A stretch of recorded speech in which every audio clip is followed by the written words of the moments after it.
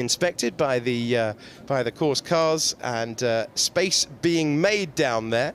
We're going to have a celebration with Ferrari in a few moments' time, and then we'll be celebrating 75 years of Lotus, 60 years of McLaren. We'll see more Formula One cars heading up the hill, the Grand Prix greats, and some latest MotoGP bikes as well.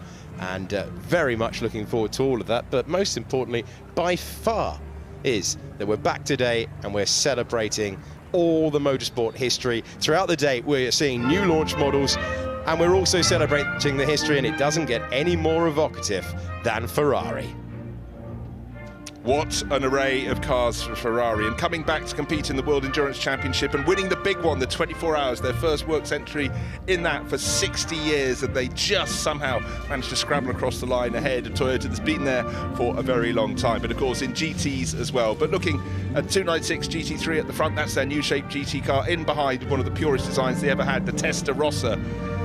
And in the back, of course, the prodigious run of success for Ferrari at Le Mans before Ford came in, took 2 attempts that led to failure, and then in 1966 they finally ended a long run of Ferrari success. Year in, year out, Ferrari just seemed to know what they were doing with wins at Le Mans consecutive years from 1960, having taken one in 58. Aston Martin famously won 69, but then it was Ferrari all the way through to 1965 when Maston Gregory and Jochen Rindt took victory. Great to see the Tifosi, the Ferraristi, coming out to celebrate, and so much to enjoy with Ferrari. It's still a marque that has its own special place in this sport. Yeah, lovely to see. Lovely that the yellow colour of Ferrari and the region in which the car has been produced is being celebrated there in front of the house. And yeah, great moments on screen at the moment. The flags flying, the brand being celebrated.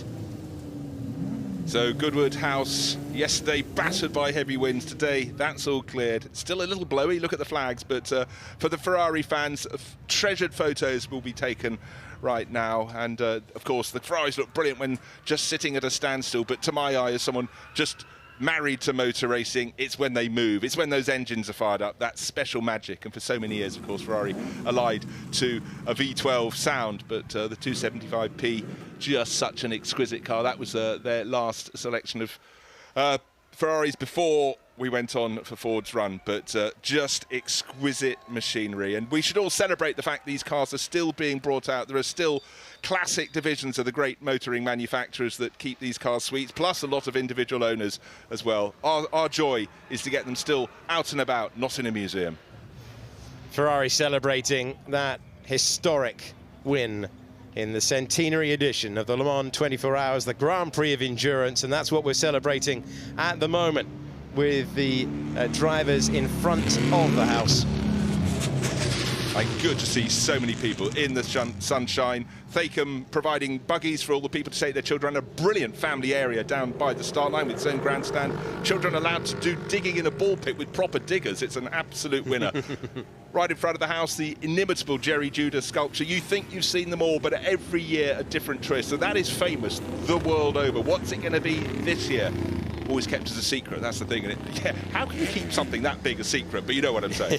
It is spectacular every single year, but this is a very special version, and we're celebrating Ferrari at the moment. We'll be celebrating Porsche later on, as we have been doing all week long. And the Ferraris have gathered in front of the house for their moment of recognition after that landmark win on their return to the 24 Hours. Just to refresh, it's the Ferrari 296 GT3, the contemporary GT3 racer in the background. The white and blue car, the American racing colours of the Ferrari Testarossa from the late 1950s. And near us, it was one year it was the Ferrari 250p. It was upgraded to this one, which is the Ferrari 275p. Consecutive wins for Luigi Scarfiotti and Lorenzo Bandini in 63, and Jean Guichet and Nino Vaccarella the following year at 64. Brandon Wang's car, the one closest to us. Just fabulous body shapes.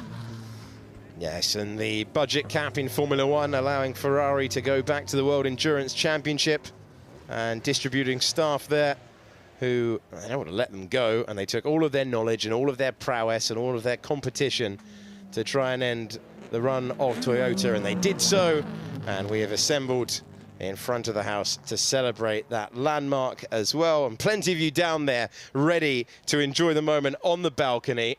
And they'll be there in a few seconds' time as we pause in the action. We've checked the hill climb course. It's all in good order. Straw bales are present and correct. And the run from before coming back down the hill. So all eyes in front of the house. Flags have been handed out and they are ready to wave at our collection of personnel on the balcony in a few moments' time. And plenty more celebrations for so many iconic brands across today, for Porsche, for McLaren, for Lotus, but we are now enjoying Ferrari. And we can send it to David Green, who is about to have a chat. Well, ladies and gentlemen, we have a special Goodwood balcony moment coming up for you now. Give yourselves, put your hands together and give us a warm festival of speed. Welcome to your Ferrari winning Le Mans team. Miguel Molina, Antonio Giovinazzi, and James Collado. Welcome, everybody. Miguel, a credible result for the whole Ferrari team. You were in the number 50 car with your teammates Nicholas Nielsen and Antonio Fucco. You set the hyperpole and the fastest lap in the race. What was it like to see the 499P head off from pole position in that centenary Le Mans? Yeah, for sure it was a special moment for us. I think coming back to the top class after 50 years with the number 50 in the car, I think was very special to start in the pole position, in the hyperpole. Both cars were in the front row, so that was very, very important for us. I think this showed that Ferrari has a lot of power in motorsport and is really being able to create a very fast car, and we showed in Le Mans, starting from the pole position in the centenary of the 24 hours. And tell us, what was it like to race in front of over 300,000 spectators? Did you get a sense of that when you were in the car? Yeah, it was amazing. It was really special. Like I said, I think it was a special event. A lot of people there, and the crowd was crazy. I mean, it was a very good week, especially for all of us, and we enjoyed. We enjoyed a lot, and looking forward for the rest of the season. That's still 2 more races to go. Antonio, if I could just bring you in, as an Italian, what was it like to see that Ferrari hypercar back on the top step after 50 years away from top-level endurance racing? Yeah, I think, you know, all of us, we are just really proud, first of all, to bring back Ferrari after 50 years in Le Mans and 24 hours in the main category. We didn't expect, for sure, to win at the first time, but, you know, it was a crazy race. We put all together. The car was amazing to drive, was really fast, the reliability was really good. So, yeah, I think we did something really historic for Ferrari, for motorsport, winning Le Mans after 58 years for Ferrari.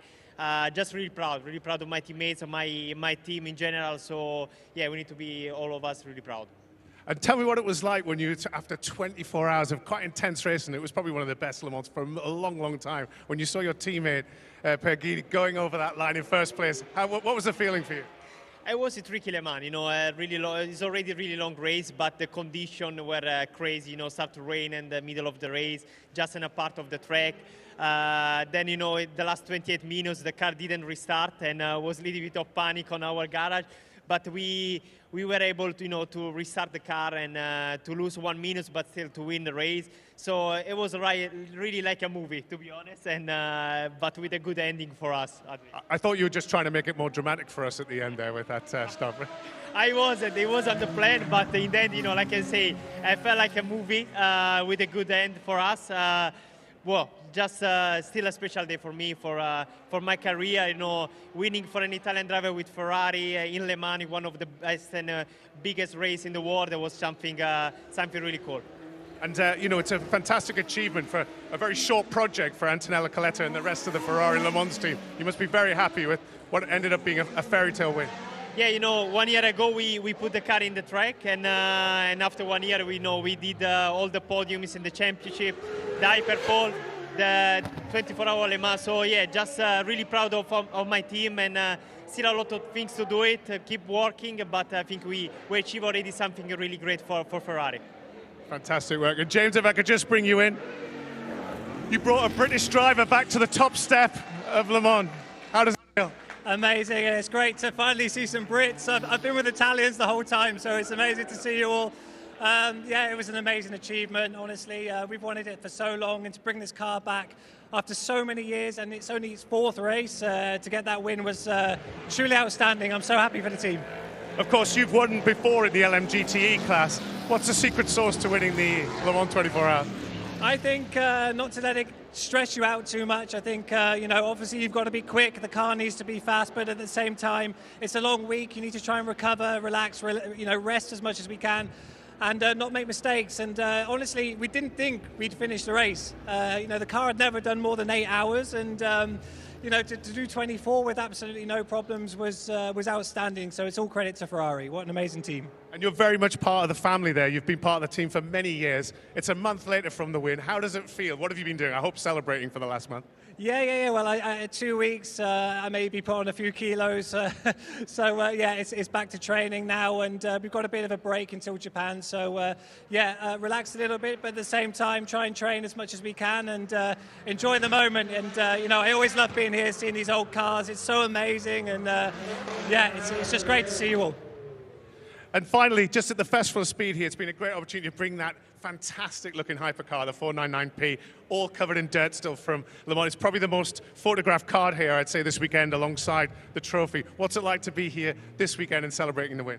It's amazing, honestly, and to see the car, it still gives me goosebumps, I still can't really get over to how amazing it was to drive. We were doing 220 mile an hour every single lap. The balance was superb, and just to see it every single time gives you those emotions still. And like I say, it's just great that you can see it. It's great to see so many Ferrari fans here as well. And we'll continue to try and get our third world title. That's fantastic work. I see lots of flags out there, red flags. I'm going to let you get back down, celebrate the crowd. Ladies and gentlemen, your Ferrari Le Mans team.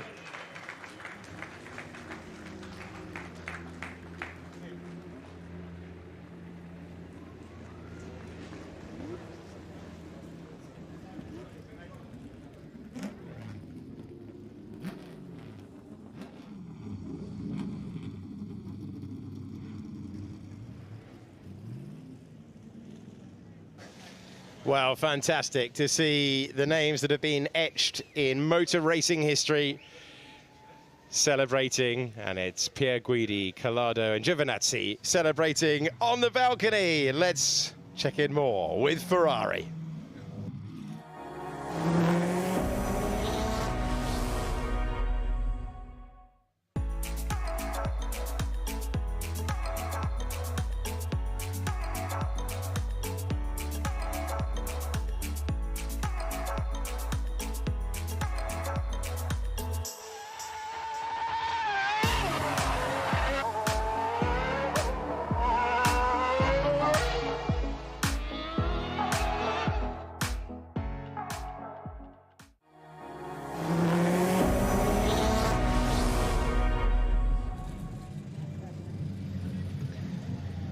Well, that was a wonderful moment. Thank you to David for speaking to the winners. You especially got the feeling that James Collado was enjoying seeing a British crowd celebrating his win there. A month-long celebration for Ferrari, who returned to the top tier of racing in Le Mans for the first time in 6 decades and took the win. There was an amazing lineup. One of the coolest sights I've seen of the entire weekend, of everyone waiting to go back down the hill as we enjoyed the Ferrari celebration. And it meant that we had the Mercedes mechanics running to Mick Schumacher's car, telling him to, no, quickly, they're not designed to stay there like that. Cut it out, and they are pushing him all the way back to the F1 paddock. And if you've not made your way down there, you are advised from the commentary box to make your way down. It is a packed day, it is a busy schedule. We'll take a pause. We'll see you on the other side. Emma test me, might get arrested. She's sitting on my new shit. We still getting messy. I've been in love.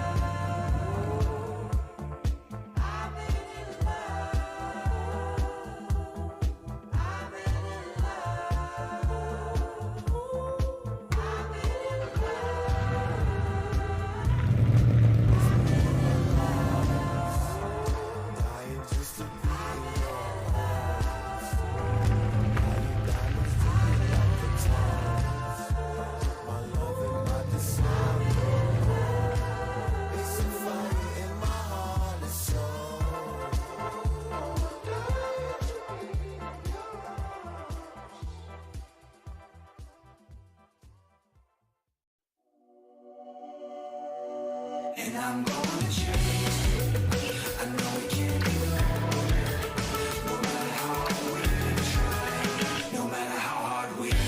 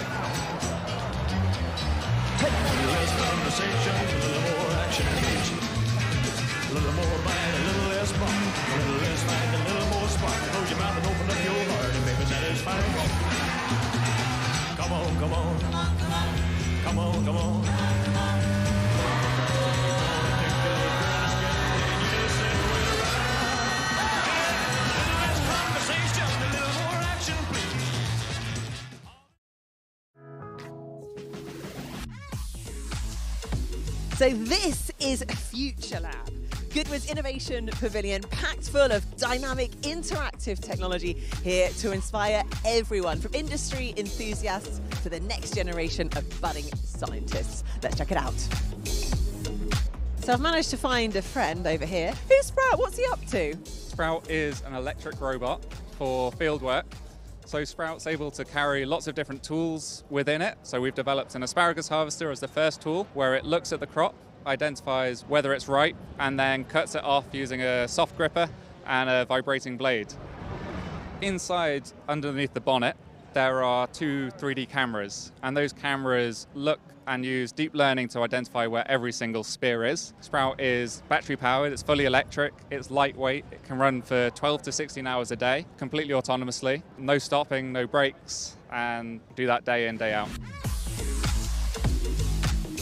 Now, I don't know about you, but ever since I was a little girl, I have been fascinated by space. So this is an exciting moment because we have a commercial crew astronaut in the house with us here. What we are really excited to hear about is the Saxaford Spaceport. What does that mean? The Saxaford Spaceport is the very first vertical launch facility in the UK. So when you say a vertical launch facility, you mean we go like this? It's important for the world, specifically because we send up a kind of satellite in a particular orbit that we can only do from places like Saxaford. The thing is that tomorrow's jobs are in space. We solve all the challenges we face on Earth by solving for space. Over half the information we have about climate change comes from assets in space. Saxaford is about to do a launch in October, their very first one, and it is exciting. Well, Mike, thank you again, and we can't wait to see the success of it all. Well, from outer space, I now have my feet firmly back on the ground, and it is time to jump into something even more futuristic. Wow. So, Sergio, we're inside Climb E. What are we experiencing? Okay, Climb E is the vision, our vision, Ital design vision of the future mobility. So it is the merging of vertical mobility and horizontal mobility. You still see the real interior of car, you still see the people around you, your body, your hands, but outside you will see this virtual city. All right, let's give it a go, shall we? Well, wow, Sergio, thank you for transporting me to a whole other universe. It's quite bizarre that I'm actually just sitting here at Goodwood Festival Speed with you guys.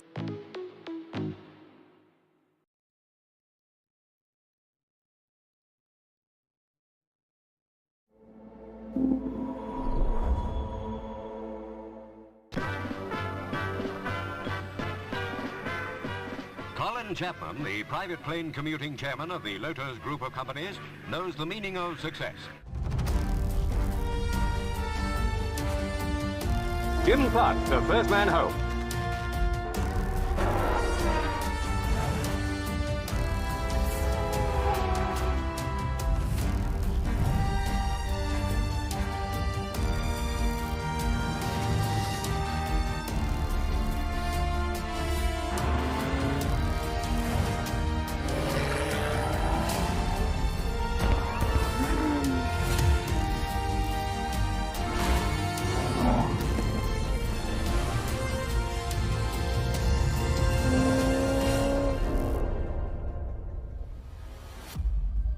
The Lotus has become a success story for Chapman and for Britain.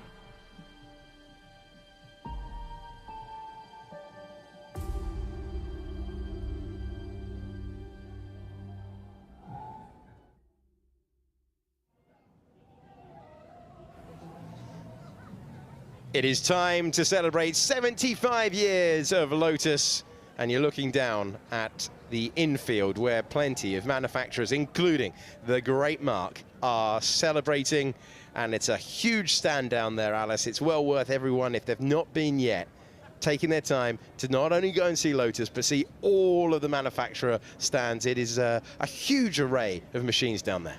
Yeah, it certainly is. Alex had the chance to nip out and have a good wander around. It is packed, and you can see lots of people giving us a wave, enjoying the partial sunshine that we are getting, but fantastic stand that Lotus do have. So like Alex said, if you are out and about and having a wander around, do make sure that you take a look to the Lotus stand as they're celebrating 75 years. They are indeed. That's Alice Powell. I'm Alex Jakes. James Hayden is going to guide us through the MotoGP section that's coming your way in a moment. Let me just tell you what you've got on the hill climb in the next couple of minutes. 75 years of Lotus is first. Then we'll be enjoying the MotoGP old era, new era, just classic bikes all the way through. So, but we start though with Lotus, and we start with these wonderful machines. This is just something absolutely phenomenal down there, and you've got them lined up in order. You've got the Lotus Climax built in 1960 down there, and you've got the later versions as well. We're starting with the 18 and then running through the 21, the 25, the 33 and the 49 have all been on the hill climb so far this weekend as we celebrate the rich history of one of the great brands, one of the great names in Formula One history for so long, synonymous with design innovation, of taking it forward and pushing the boundaries, and that's exactly what we're seeing now as we begin this celebration. We begin with the Lotus Climax 18, Alice. Yeah, so this was the Lotus that scored its first ever Formula One win back in the 1960s, a 2.5 litre 4-cylinder engine. Beautiful piece of kit, beautiful piece of machinery. As you can see, we have some more Lotus Climaxes as well. Lotus Cosworth. Yeah, great to see all lining up there. You've got the Climax lining up. You've also got the 49 is involved in the runs as well. That's excellent to see. And they're just forming up on the grid in formation. This era of car, which you always associate with the great Jim Clark. And now the Cosworth, Lotus Cosworth 72 in your picture as well. And for so long, these were the benchmark in Formula One. Ticking along in the background, you've got the 72 in different colours further back as well. The 3-litre V8 as well, and through the era as well with the 77.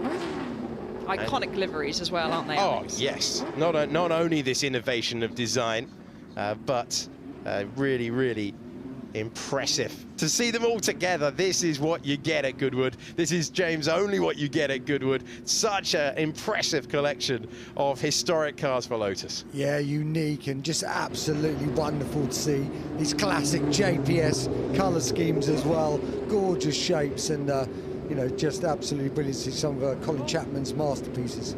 Yeah, and joining at the back there, we have some of the road cars too, launching their Emira V6 here, which you've probably seen already in the first glance too with the manufacturers, as here they go, making their way up the hill now. leaving the line, and the last of the Formula One machines giving chase there. The Lotus Cosworth 79, the Ground Effect 79, the absolute class of the field in 1978, and America's Formula One world champion in the form of Mario Andretti, one of the all-time greats behind the wheel. But you see so many machines here. You're seeing the 72, the red and gold car that was driven to victory by Jochen Rindt, the only posthumous world champion in the history of Formula One. And we see this wonderful celebration. What an array of history to head past as the 49 goes past our commentary box, completing the order. It's like, maybe didn't get the memo as early as everyone else, but so wonderful to see the cars of Colin Chapman. And I absolutely love these celebrations because you can see where it really started. Back, obviously, was founded in 1948 by Colin Chapman, but the Lotus Climax from 1960, and then we go all the way through to 1978, and then how they emerged into their current road cars as well. Yeah, and back with a bang. Lots of models being launched this weekend, new iterations as well, and a wonderful, wonderful moment for Lotus. Just can't believe how many Grand Prix winners we've just shown you climbing the hill in one batch in close formation, as they should be seen, in glorious, glorious motion out there as well. And we concluded with the 49 from 1967, the first car to be powered by the legendary DFV V8 from Ford Cosworth, an engine that was used for such a long time in Formula One. And this is what I love about the Festival of Speed. We move from Lotus to MotoGP, which means it is a complete gaggle of beautiful bikes down there, James Hayden. Yeah, looking at some of the greatest riders and the greatest bikes in the world. Right there is number one, last year's world MotoGP champion, Pecco Bagnaia on the Ducati, and he's leading this year's championship. 4 wins already, 5 podiums. He is in terrific form, and that motorcycle is on there. You're looking at it, number one. What a motorcycle. It revs to 18,500 revs. It weighs 160 kilos, but it's got 265 brake horsepower. Does over 223 miles an hour. It's an absolute weapon. Next to him as well, you can see the Gas, which is basically a rebranded KTM, number 37 there. And it's again, what a motorcycle that's come on. The Gas, the KTMs have come on so quickly this year. They've been really, really impressive. Augusto Fernandez there, just getting his bike warmed up. But it's number 33. It is Brad Binder who's out there on the KTM, and he is absolutely. What a motorcycle this is. It's been absolutely terrific. It's nice to see him sort of getting out and getting a good go. And look at the aerodynamics on these bikes. They have changed so much over these last few years. You know, with all the downforce, everything, keeping the bikes pressed in, it really does a job. It's a V4 16 valve, 260 brake horsepower, but look at that, that is Kevin Schwantz, and that's Kevin Schwantz riding his 1993 RGV 500 two-stroke. That was the year he won the championship, so it's great to see him on this bike on the anniversary. Look at the smoke as he comes out and he actually gives it some beans. Here is Enea Bastianini. Now he's the other factory rider called the Beast. What a rider he is. He was unlucky this year so far. He got taken out in round 1 by Marini, broke his right collarbone quite badly, but he's been coming back. But look at this Ducati. It really is something quite spectacular. Look at all the aerodynamics on it, the fins, the downforce, the huge carbon brakes. You know, these bikes have just moved on like you wouldn't believe. They really are. And behind him there, number one, actually right now we just cut to Freddie Spencer. He was the 1985 500cc and 250cc world champion. That's the bike he won the 500 championship on. It was a 500cc triple, and it's so great to see Freddie Spencer out. One of the, he's rated as one of the most naturally brilliant riders of all time. He won it in 83, 85 in the 500s, and I say also the 250s that year. So great to see Freddie Spencer there out on that NS 500 triple there. Really good in that classic colourway and that classic helmet. Fast Freddie, who's known as, and for good reason. as he completes his run. Plenty of smoke out the back, I can tell you. Down to the start line, there are some very, very enthusiastic volunteers giving push starts to a lot of the older machinery we're having here. There's a lot of sprinting going on to get these bikes up the hill. Well, like all these things, they don't like to be sat too long. They overheat. You know, they need that air passing through their radiators. And some of the old stuff, you know, they can be a little bit awkward at times anyway. But lovely to see Fast Freddy just rolling across the line there on that beautiful Honda again. So great stuff there from Freddie Spencer. And look, what have we got behind him as well? He just crosses the finish line. We're looking a little further back. Got a lot of different bikes. I mean, we've got the first ever championship winner, the AGS Porcupine, and the last ever winner. That's how great it is. And right now we're looking at number 10, right? And that basically that's the Suzuki RG500. And lovely to see it in the Heron colours, made very, very famous all through the 70s and the 80s. So it was a bike that Barry Sheene really made famous. He won the World Championship on it in 76 and 77. And it was the bike for all the privateers. If you were racing at that era, it was the bike that you bought. You know, the RG500, it was competitive out the crate. You could just get out there, you could get going on it. You know, they were reliable, they were easy to run. So it was really good. Here's John McGuinness, the TT legend. He's so lovely to see John McGuinness out there. John really, I had a little chat with him earlier, so he was really looking forward to getting out there on his Honda, and just he hadn't been out on that for a long while. Didn't want to ride it yesterday in the slippy conditions. Actually, he owns that motorcycle himself, worth big money. He said, no, thank you, I'm gonna save that one. So as we cut back to the RG500 again, and then look at this, the most successful racer of all time.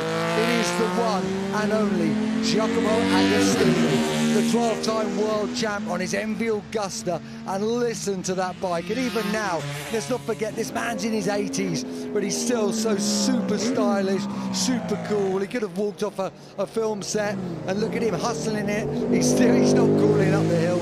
He still absolutely gives it the beans, and lovely to see the world champion. You can just see he's closing up on the rider in front, hand over fist. So great stuff there. That bike in front is an ex-Barry Sheene motorcycle as well. Just having a little look as he gets overtaken. Again, that's another RG500, but a later bike. A little wave of the hand from Agostini, but you can't begrudge Agostini coming past you, can you? What a moment. What a absolute legend going past. There's plenty here on the hill climb today. But that is fantastic. And on the bike as well that he won the 1966 and 67 titles on as well. Yeah, so here we're seeing another ex-Sheene bike, number 7 here. That's the YZR 500 Yamaha. And this was towards the end of Sheene's career here. And really, when we're looking at these old Yamahas of this era, and this is when Sheene had just swapped over, and this was the last year that Yamaha made it. The engine was an inline 4. After this year, they changed it over to a V4. So Sheene got a couple of podiums on it on that bike that year, but it was really just starting to get outdated a little bit. So, you know, an iconic bike. And now we're looking at the Gilera. This Gilera, wow. You can really see how things have moved on. The Gilera is from 1957, so across the head cam, across frame, and we've got that very unusual sort of fairing on it. But don't forget, Gilera in the 50s, they were amazing. They won the World Championship in 1950, 52, 53, 54, 55 and 57. And 3 of those were with Britain's very own Jeff Duke, who won it in 53, 54, 55. So lovely to see this iconic motorcycle sort of coming up the hill. And once again, it just goes to show really how much design and effort and how things change. And he's trying to hustle it about. He's doing a good job there too. Really is. It's the variation, it's the variety, it's the history that you see writ large in front of you. And here, another iconic bike climbing the hill. Yep, so this is the Matchless G50, and yeah, the match is weird. Very famous, especially in the classic racing seats. This is one of only 180 original bikes that's still left. And this bike was being consistently raced from 1961 till 2018, every year. Now, though, it's just been retired, just doing demonstrations, but these classic G50s, again, I've raced myself at this motorcycle in the in the revival. It's a lovely, lovely thing, and it was one of those really dominant motorcycles that you can stand out. You see the gold cases on the side of it, that really picks it out as a matches G50, and what a great motorcycle it is, and really, really is a classic. And now we're looking at a 1952 Manx Norton. Again, when you're talking about classic bikes, they don't come much more classic than a Manx. Manx, because of what they used to do in the Isle of Man. The chassis were called featherbed because that's how good they were. It felt like you were riding on a featherbed. And they were welded steel. They handled like nothing else, and they really did dominate. This 1952 year was the last to use the long stroke engine before they changed. Single overhead cam, driven by like a vertical shaft with bevel gears, all hand assembled in Birmingham. So lovely to see. And these Manx Nortons dominated for so long, throughout the 50s, throughout the 60s, until the arrivals of the Hondas, the MVs, and it was really then the death of the Nortons. But at this point in time, that 40s, 50s, early 60s, the Manx Norton was the racing motorcycle to have. Oh, extraordinary and wonderful to see out there. Incredible run, a 2-decade gap of victory. Phenomenal competing at the very front of the field, and a fine way to conclude our run on the bikes with superb commentary from James there, taking us through, I mean, hundreds, it felt like, of race winners, Alice. Brilliant to see them on the hill. No, just fantastic. And another thing, and I've said it across all the days we've been here so far, how amazing that to see just from the start, cars and bikes all the time. And here we go, James. Yeah, sorry, here we go. This is what we've really been waiting for. This is Casey Stoner and Pekka Bagnaia. Pekka Bagnaia is last year's world champ. Casey Stoner, world champion 08 and 11. And you can see the difference in the bike. Both of these are Ducatis. Casey Stoner's bike had about 230 brake horsepower. Pekka Bagnaia's has got about 265. But look at the difference in the aerodynamics. Look at the difference in the shape of the motorcycles. They really have changed. Both these riders absolutely incredible. Casey Stoner, probably one of the most naturally talented riders I've ever seen. He could come out, do a warm-up lap, and then go bang, break the lap record. He was stunning. And Pekka Bagnaia, right now, MotoGP is at its most competitive. The bikes are very similar, the riders are very similar, and he keeps rising to the top. And that motorcycle Ducati have built is one of the greatest that's ever been built. It handles, it stops, it goes in the corner well, it holds its line well. And just listen to it. Just listen to it. Revs to 18,500. As I said, 265 brake horsepower, weighs just 158 kilos. It's quicker than an F1 car, up to 100 miles an hour. It really is, and just listen to them both, and you're seeing two absolute legends here. And Pekka Bagnaia, he hasn't stopped. He's just starting. He's won his first title. He's leading the championship this year, and many think he's got many, many more titles to come. So two absolute greats on two unbelievable motorcycles, and it's a pleasure to see them both go up the hill. Certainly is. Amazing to have a world champion of yesteryear and the world championship leader and reigning world champion across the line, arm in arm. Great to see Ducati history writ large in front of you. And just like we see, when we're watching the Formula One cars, how they've developed, in a relatively short space of time, you can see how much the bikes have changed as well, as now we start looking back to some classic Formula One cars. Thank you very much, James. I really enjoyed that, and a special way to finish as well with the two champions up the hill.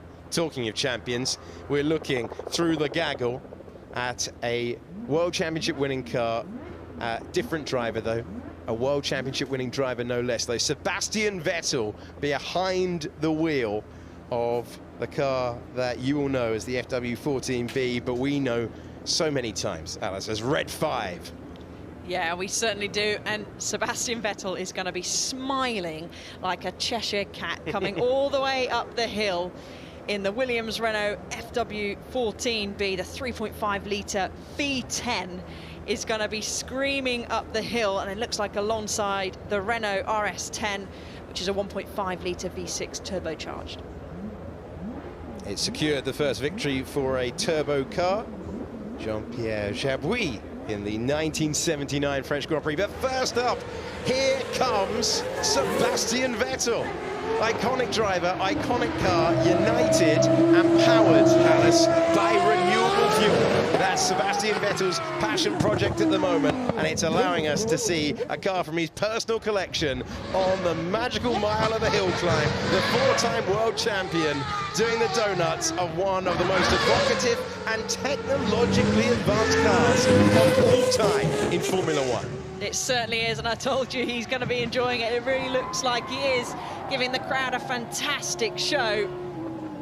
And just giving it, and the sound is just incredible. As you said, Alex, renewable fuel as well inside that car, which is just incredible. Race without trace, you can see there on the livery, which is Sebastian Vettel described yesterday on the ITV programme, that he is just so passionate. And we've seen him at various Formula One races, haven't we? Collecting the litter, you know, showing his passion by wearing lots of different T-shirts. But here he is now, going up in this iconic car, and it's all renewable.